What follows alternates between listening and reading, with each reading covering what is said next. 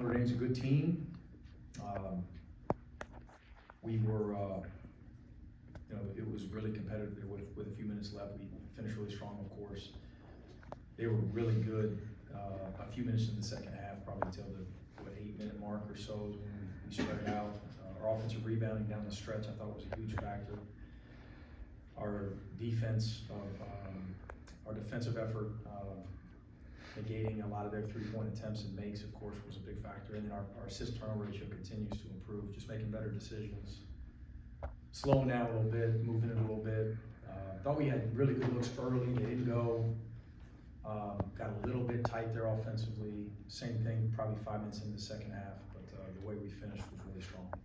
Coach, kind of about those early looks, started 0 for 9, 0 for 8 from 3 there. Yeah. How do you credit the guys for bouncing back and getting back into that game quickly?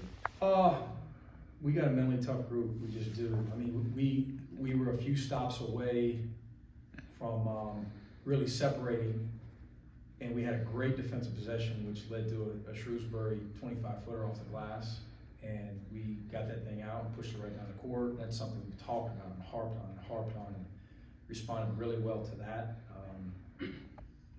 Because that was a dagger. That was a big one there. And, our mental toughness is something that we can hang our hats on, led by Silas. Asa's playing with a cold. He's coughing throughout most of the timeouts. He's 20 and 11.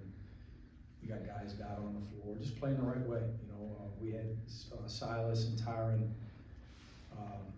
I don't know what happened. I just look at it. I don't know whether they ran into each other or ran into someone else, but they're both laid out and they both just bounced back, eager to get back in the game. Santos a little bit banged up. Love the toughness of this group. We got to continue to maintain that, and protect that and hang our hats on that. Mentioning Silas, he had a career high 5 steals. Just what did you see from him tonight, specifically defensively? Yeah, all in the first half, right? And we talk about responses too. We had missed 3 after missed 3, and I liked our looks early. And a couple of those led to long rebounds where they had numbers in transition. And so those steals were probably a little bit more valuable than one steal. They were big potential swing points in our favor. Really active. He looked fresh. He looked really excited to compete, with an ACC program, and that's who he is. Huge offensive rebound putback, big basket, and then another big offensive rebound on the left baseline. Really laid the game in front of our bench, which led to an Asa foul or basket. I can't remember, but just made some big winning plays as he does. And 2-1. And didn't have a ton of assists, but made some really good decisions. And I thought he played a good floor game. Dakota came out tonight and had 16 points. This is his 7th game out of 9 that he's had double digits. I mean, Just tell me about his immediate impact he's had since transferring here and what he's done as kind of the 6th man for your guys' team. He's ready. He's somebody wasn't going to start. We've got a few other good players, and I'm always careful because our whole league has really good depth, and our whole league is super, super talented. But he's got an argument, obviously. He's one of our best players, and he's handled the fact that, in game 1, hey, we've decided to start these 3 guards. He didn't bat an eye. He's the same dude every day. Was probably the best guard on the court today. He hasn't turned the ball over in 2 games.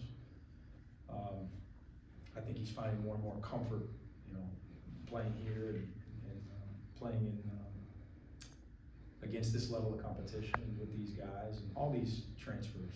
Just like all the transfers throughout the country will continue, I think, to ease their way into their role. When SEC play comes around in January, do you think you'll reconsider making him starter, or is he going to kind of stay the 6th man? No, it's not something I'm even worried about. Like, he's playing really well. The other guys are playing really well. I just don't feel a need. It's not broke, don't fix it type mentality.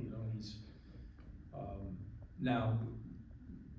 Will there be a certain game where he plays 33 instead of 21? Yeah, potentially, but that goes for the rest of our guards too.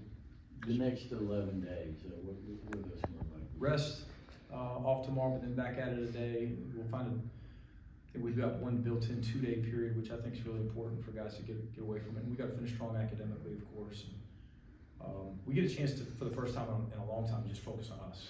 Like, hey, let's change this or experiment with this.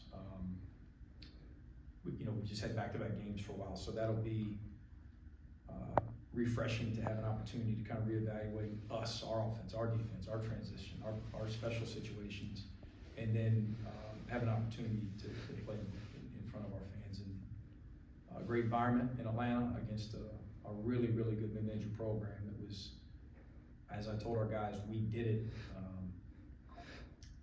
A lot of people, I think, would call us crazy to play the game, but we did it because we wanted an opportunity to play another quality opponent, and they're not a power program, they're not a high major, but they've got high major players and they've got a high major staff, and we've got to be prepared. It's a great opportunity for us. And as far as that game goes, you're going to be getting Deshae Montgomery back, I believe, for that one, right? I mean, he's eligible to play in that game, correct? No, I think some things need to be worked out. Oh, really? Okay. Yeah, all of our guys got to finish, and we Okay. got to go through, jump through, some hoops, and when we get the okay from administration, and that's Gotcha. when he'll play. Mm-hmm.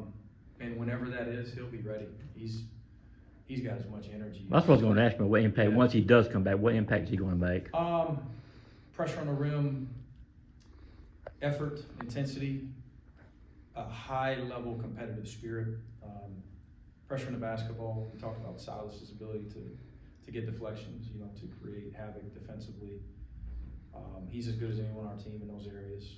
Good teammate, just ultra competitive, anxious for him to be able to showcase his abilities and to be able to coach him in a real game. I'm anxious for him to be able to play with these guys he loves playing with every day, and vice versa. You guys talked about a little earlier, 1 turnover in the first half, 5 total throughout the game. How far has this team come just in 9 games in that? Yeah. that trip there? Some of it is us, of course, but some of it is who you're playing defensively. And they're really, really good defensively. Totally different though, right? They force us into some late contested threes, and so you look down and you say, we were 6 of 26 from 3. That had a lot to do with Notre Dame's defense, and we had played. I was telling somebody the other day, even the mids that we played have a high level of ability with speed and quickness and playing small to turn you over. Tennessee Tech comes to mind, Alabama A&M comes to mind, probably forgetting a couple. And then we go to the Bahamas and play 2 of the best in the country in terms of turning you over. So I think we were 3-18, if I'm not mistaken, when I woke up this morning and checked the analytics and offensive turnover percentage. And that's not who we are. I don't think we're top 50 either, but we'll settle in there somewhere and we'll continue to get better in that category. Asa scored all of his 11 first half points in the last 5 minutes of the first half. Mhm. How important is it to have a guy that can make things happen so quickly? It is huge. He's just a really talented guy. He's got such humility that he can lose himself in a game and score within the flow, and just be the guy that catches a couple dump offs. He's relentless on the offensive glass, a great cutter, and he just finds a way. He scores them quietly at times. He doesn't practice as well. You look down and you look at the stats and say, boy, I didn't know he fell into that many points. But we're an equal opportunity offense. We share it, and we're not ISOing guys a lot. We don't rely upon one guy or 2 guys. We've got really good balance, and he's a guy whose teammates like to play with him for sure.